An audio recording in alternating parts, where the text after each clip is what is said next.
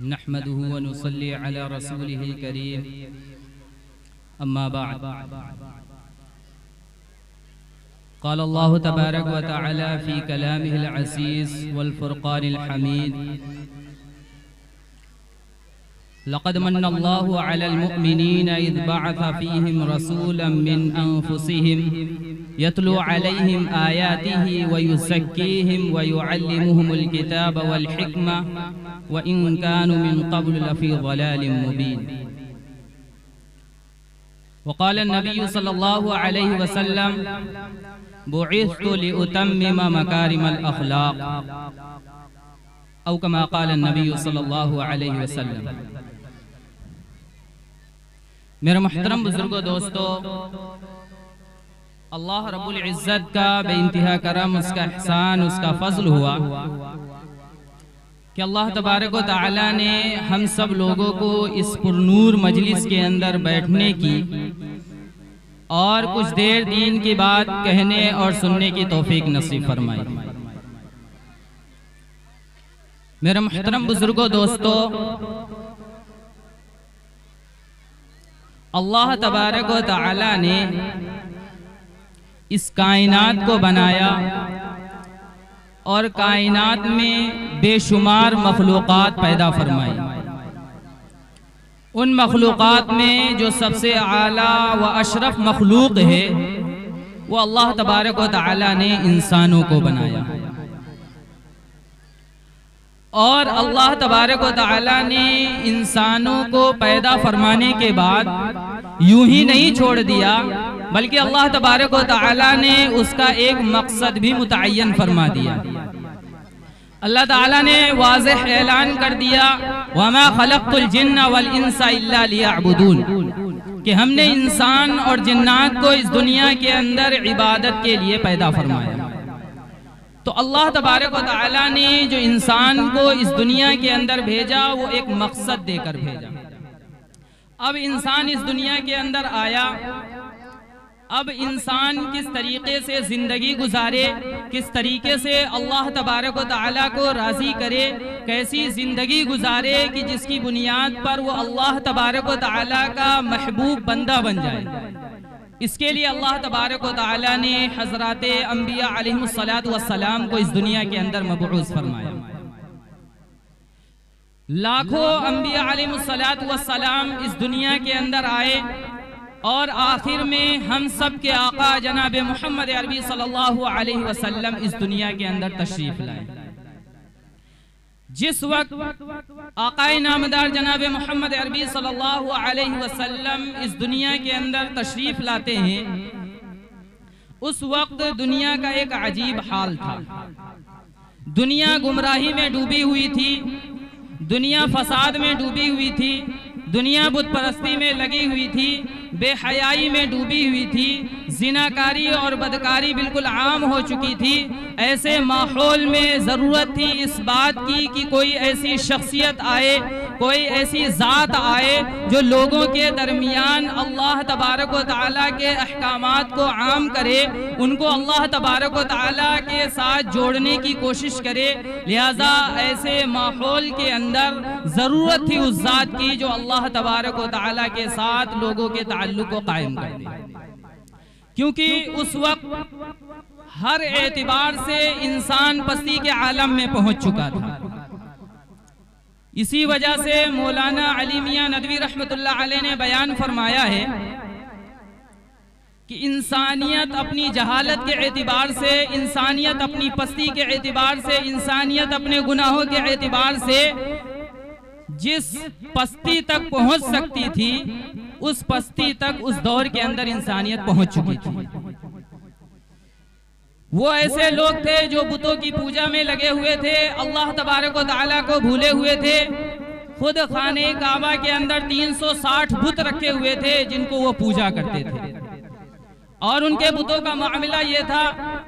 کہ حضرت عمر فاروق رضی اللہ تعالیٰ عنہ فرماتے ہیں کہ زمانے جاہلیت کے اندر جب ہم سفر کیا کرتے تھے تو ہم اپنے خداؤں کو، اپنے بتوں کو اپنے ساتھ لے لیتے تھے. ایک مرتبہ ہم نے ایک حلوہ بنایا اور اس حلوے کا ہم نے بت بنایا. وہ ایک میٹھی چیز تھی، اس سے ہم نے بت بنائے اور بت بنانے کے بعد جو ہے ہم نے اس کو اپنے ساتھ لے لیا اور سفر پر روانہ ہو گئے۔ ہم سفر کرتے رہے تاکہ ہمارا سارا توشہ ختم ہو گیا۔ جب سارا توشہ ختم ہو گیا تو ہم نے اس خدا کو، اپنے بت کو توڑا اور اس کو کھا لیا۔ ایسا ماحول تھا کہ وہ بے شمار خداؤں کا تصور ان کے یہاں پایا جاتا تھا اور بہت سے بتوں کی وہ پوجا میں لگے ہوئے تھے۔ ان کے اخلاقیات کا کیا معاملہ تھا؟ روایتوں کے اندر آتا ہے کہ وہ اپنے غلام کو اپنے سامنے کھڑا کیا کرتے تھے اور اس پر تیر کا نشانہ سیکھا کرتے تھے، اور جب تیر اس غلام کو لگ جایا کرتا تھا تو غلام ایک طرف تڑپ رہا ہوتا تھا، چیخ رہا ہوتا تھا، دوسری طرف جو اس کا مالک ہوتا تھا وہ ہنستا تھا اور مزے لیتا تھا اور خوش ہوتا تھا کہ میرا نشانہ صحیح لگا۔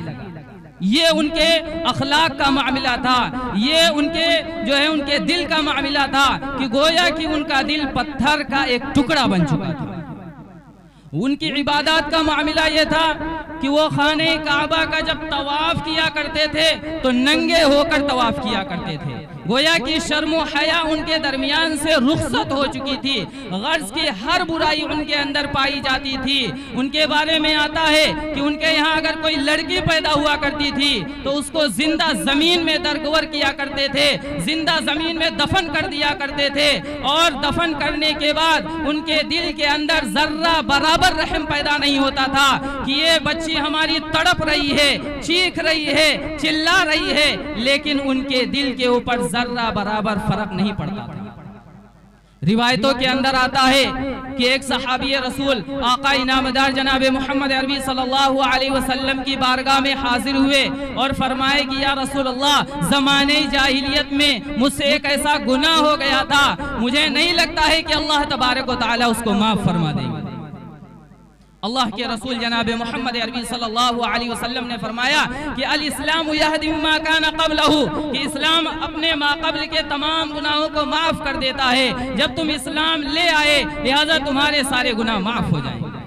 وہ صحابی رسول کہتے ہیں کہ نہیں، میں نے بہت ہی خطرناک گناہ کیا ہے۔ اللہ کے رسول صلی اللہ علیہ وسلم پوچھتے ہیں کہ تم نے کیا گناہ کیا ہے؟ وہ فرماتے ہیں کہ زمانے جاہلیت کے اندر میرے پاس ایک بیٹی تھی اور میں یہ چاہتا تھا کہ اس کو زندہ زمین کے اندر دفن کر دیا جائے، لہٰذا میں نے اس کو تیار کرایا۔ تیار کرانے کے بعد میں جنگل کی طرف چل پڑا اور جنگل میں جانے کے بعد میں نے وہاں پر ایک قبر کھودی اور گڈھا کھودنے کے بعد میں نے اپنی بچی کو اس گڈھے کے اندر دفن کر دیا۔ وہ بچی چیختی رہی، وہ بچی چلاتی رہی، وہ بچی شور مچاتی رہی، لیکن میرے دل کے اندر ذرہ برابر فرق نہیں آیا۔ وہ برابر چیختی رہی اور کہتی رہی کہ ابا جان، آپ مجھے کیوں دفن کر رہے ہیں؟ مجھ سے کیا غلطی ہو گئی ہے؟ اے ابا جان، میں تو آپ کا ہر کام کرنے کے لیے تیار ہوں، جو آپ حکم دیں گے میں سارے احکامات کو پورا کرنے کے لیے تیار ہوں، لیکن اس گڑھے سے مجھے نکال لیجئے، اس قبر سے مجھے نکال لیجئے۔ غرض وہ چلاتی رہی،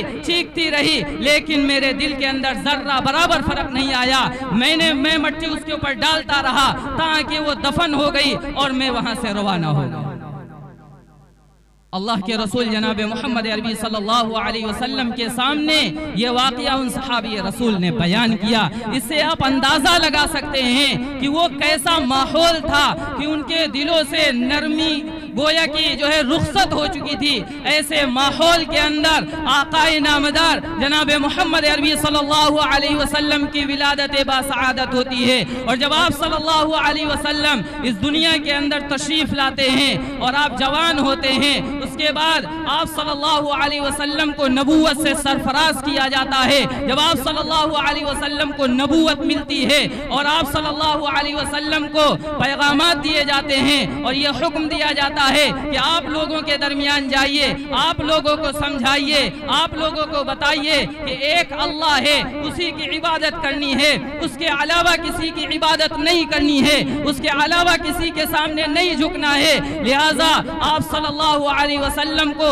ये सारी की सारी चीजें बताई जाती हैं और ये ऐलान कर दिया जाता है कि नबी आपकी ये जिम्मेदारी है कि आप लोगों के सामने किताब की तिलावत करें, आप हिकमत की तालीम दें, आप लोगों का तज़किया करें, उनके दिल को पाक करें, उनके दिल को साफ करें, उनके दिल के अंदर जो मैल कुचैल आ गया है, उनके दिल के अंदर जो खोट पैदा हो गया है, उन सारी की सारी चीजों को आप खत्म कीजिए। लिहाजा आकाए नामदार जनाब मोहम्मद अरबी सल्लल्लाहु अलैहि वसल्लम लोगों के दरमियान जाते हैं। इब्तिदान हुक्म दिया जाता है कि आप करीबी रिश्तेदारों को डराइए। आप सल्लल्लाहु अलैहि वसल्लम करीबी रिश्तेदारों को डराते हैं, उन्हें समझाते हैं, उन्हें बताते हैं, उनके सामने ये ऐलान करते हैं कि क़ुलू ला इलाहा इल्लल्लाह तुफ्लिहू, ए लोगो कलमा ला इलाहा इल्लल्लाह पढ़ लो, तुम कामयाब हो जाओ। आकाए नामदार जनाब मोहम्मद अरबी सल्लल्लाहु अलैहि वसल्लम को हुक्म दिया जाता है कि आप एलानिया दावत दीजिए। लिहाजा आप सल्लल्लाहु अलैहि वसल्लम एलानिया दावत देते हैं, जिसकी वजह से आप सल्लल्लाहु अलैहि वसल्लम को तकलीफ का सामना करना पड़ता है। खुद आपका जो चचा अबू लहब होता है वो आपके खिलाफ खड़ा हो जाता है, ऐलान जंग कर देता है। और जब आप सल्लल्लाहु अलैहि वसल्लम दावत देने के लिए लोगों के पास जाते हैं तो वो पीछे से आता है और कहता है कि मेरा भतीजा है, ये पागल हो गया है, ये मजनू हो गया है, इसकी बातों में ना आना। गर्ज की आपके चचा की जानिब ही से मुखालफत शुरू हो जाती है, लेकिन फिर भी आप सल्लल्लाहु अलैहि वसल्लम लोगों को समझाते रहते हैं, लोगों को बताते रहते हैं। चंद लोग ईमान में दाखिल हो जाते हैं, चंद लोग इस्लाम में दाखिल हो जाते हैं, चंद लोग आपके साथी बन जाते हैं, लेकिन आप सल्लल्लाहु अलैहि वसल्लम की दिल की ख्वाहिश ये थी कि सारे के सारे लोग ईमान में दाखिल हो जाएं, ताकि वो जहन्नम की जिंदगी से बचकर जन्नत की जिंदगी के अंदर जाने वाले बन जाएं, ताकि वो अजाब से बच जाएं और नेमतों के अंदर जाने वाले बन जाएं। आप सल्लल्लाहु अलैहि वसल्लम की एक तड़प थी, एक कोशिश थी, जिसकी वजह से एक एक इंसान के पास कई कई मर्तबा जाते हैं और उसे समझाते हैं, उसे बताते हैं। रिवायतों के अंदर आता है कि एक मर्तबा रात का वक्त है, तारीक रात है, और उस तारीक रात के अंदर जो है अंधेरी रात में हवाएं भी चल रही हैं और हवाओं के साथ साथ जो है बारिशें भी हो रही हैं। ऐसे माहौल के अंदर सारे के सारे लोग घर में मौजूद हैं। एक दरवाजा खटखटाया जाता है, घर के अंदर अबू जहल मौजूद है। वो इस सोच में पड़ जाता है, वो एक फिक्र में पड़ जाता है कि आखिर इस वक्त मेरे घर पे कौन आया हुआ है। लगता है कि बहुत ही जरूरतमंद इंसान होगा जिसकी वजह से वो यहाँ पर आया हुआ है। लिहाजा वो दरवाजा खोलने के लिए जाता है और दिल में तहैया कर लेता है कि मैं जरूर भी जरूर उसकी मदद करूंगा। लिहाजा जब वो दरवाजा खोलता है तो देखता है कि सामने आकाए नामदार जनाब मोहम्मद अरबी सल्लल्लाहु अलैहि वसल्लम मौजूद है।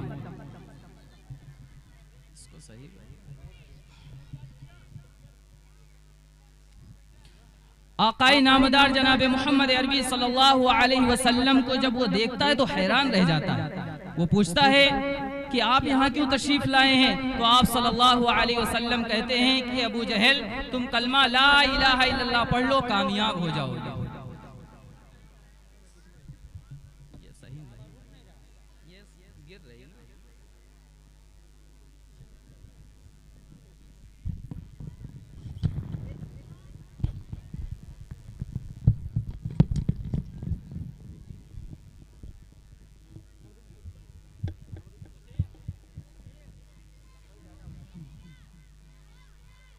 आकाए नामदार जनाब मोहम्मद अरबी सल्लल्लाहु अलैहि वसल्लम फरमाते हैं कि अबू जहल तुम कलमा ला इलाहा इल्लल्लाह पढ़ लो, तुम कामयाब हो जाओगे। लेकिन अबू जहल कलमा पढ़ने से इनकार कर देता।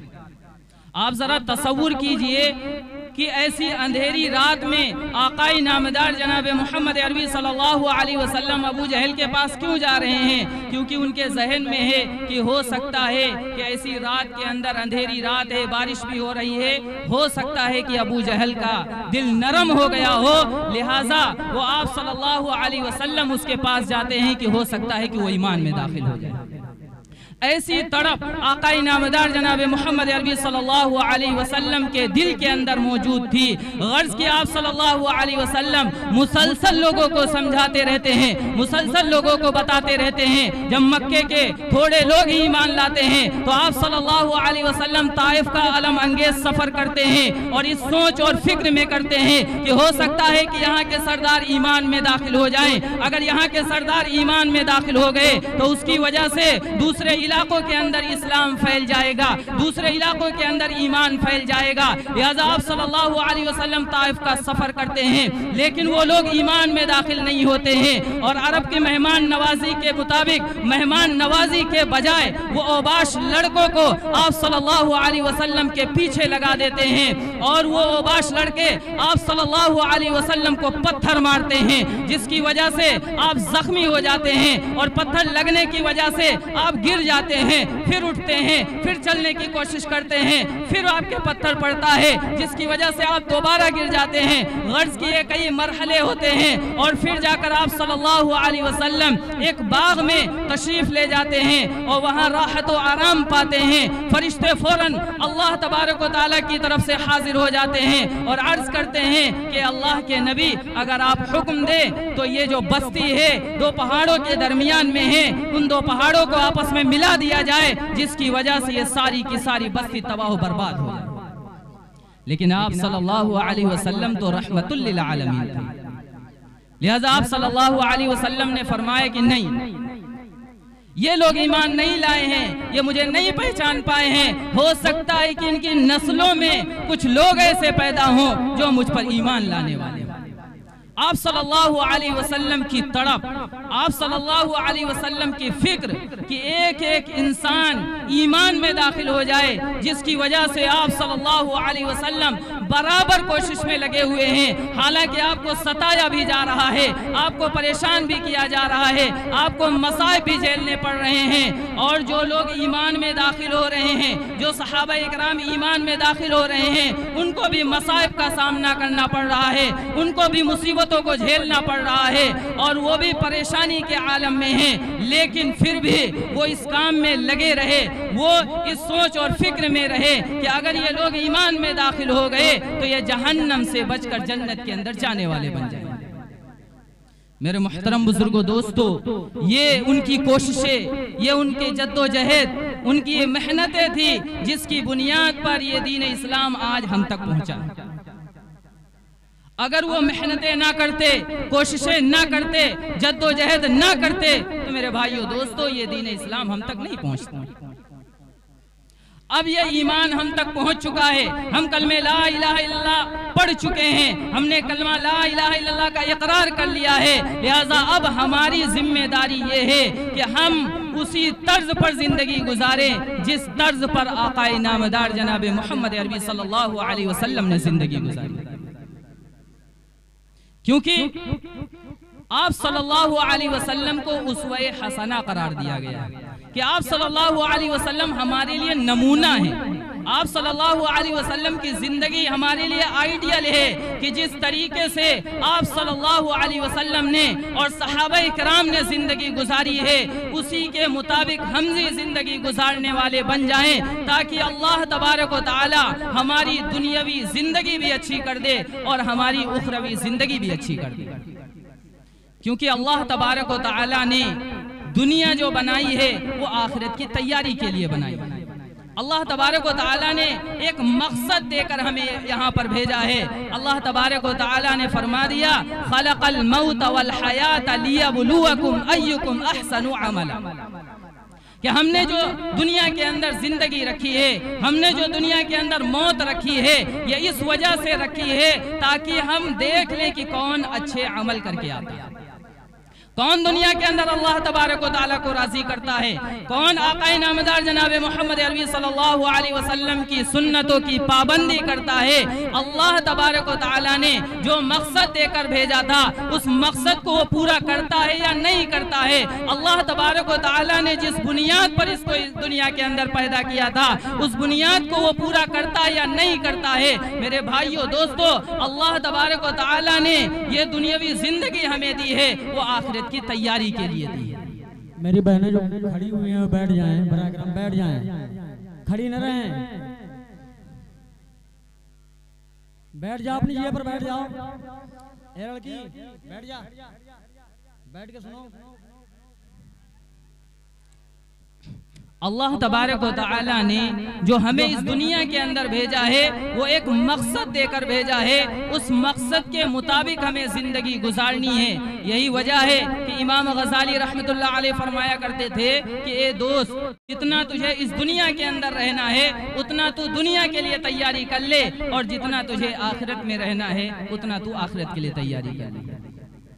اب ہم غور کریں کہ ہمیں دنیا کے اندر کتنی زندگی گزارنی ہے اور آخرت میں کتنی زندگی گزارنی ہے۔ یہ دنیا کی جو زندگی ہے یہ 60 یا 70 سالہ زندگی ہے، اور آخرت کی جو زندگی ہے وہ ہمیشہ ہمیش کی زندگی ہے، وہ ایک لامحدود زندگی ہے، وہ کبھی نہ ختم ہونے والی زندگی ہے۔ یہ دنیا کی زندگی فانی زندگی ہے۔ ہم اس دنیاوی زندگی میں ایسا منہمک ہو گئے ہیں گویا کہ ہمیں یہاں ہمیشہ رہنا ہے۔ میرے بھائیو دوستو، دنیا کی حقیقت سمجھنی ہے تو ہمیں قبرستان جانا ہوگا، وہاں کے حالات پر غور کرنا ہوگا، وہاں کی ٹوٹی ہوئی قبریں دیکھنی پڑیں گی، وہاں کی پھوٹی ہوئی قبریں دیکھنی پڑیں گی، وہاں کی بوسیدہ قبریں دیکھنی پڑیں گی، اور ان سے عبرت حاصل کرنی پڑے گی کہ وہ لوگ ہیں جو دنیا کے اندر بڑے ٹھاٹ اور بھاٹ کے ساتھ رہا کرتے تھے، بڑے عیش و آرام کی زندگی گزارا کرتے تھے، اور فخر و انداز کے ساتھ زندگی گزارا کرتے تھے، بہت گھمنڈ میں رہا کرتے تھے، عیش کی زندگی کاٹا کرتے تھے، لیکن آج وہ قبروں کے اندر دفن ہو گئے ہیں۔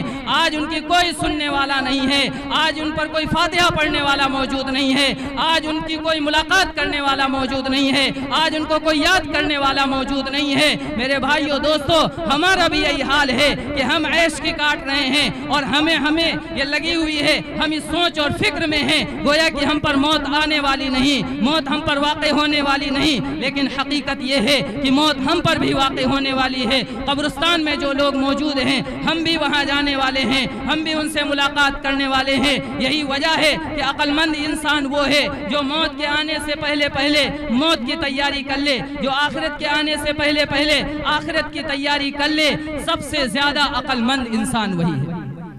ہم عقل مند انسان کس کو کہتے ہیں؟ ہم کامیاب انسان کس کو کہتے ہیں؟ کہ دنیا کے اندر جس کو عیش و آرام مل گیا ہو، دنیا کے اندر جس کو بڑی کوٹھی مل گئی ہو، دنیا کے اندر جس کو نعمتیں مل گئی ہوں، ہم یہ کہتے ہیں کہ یہ انسان کامیاب ہے۔ حالانکہ اللہ تبارک و تعالی نے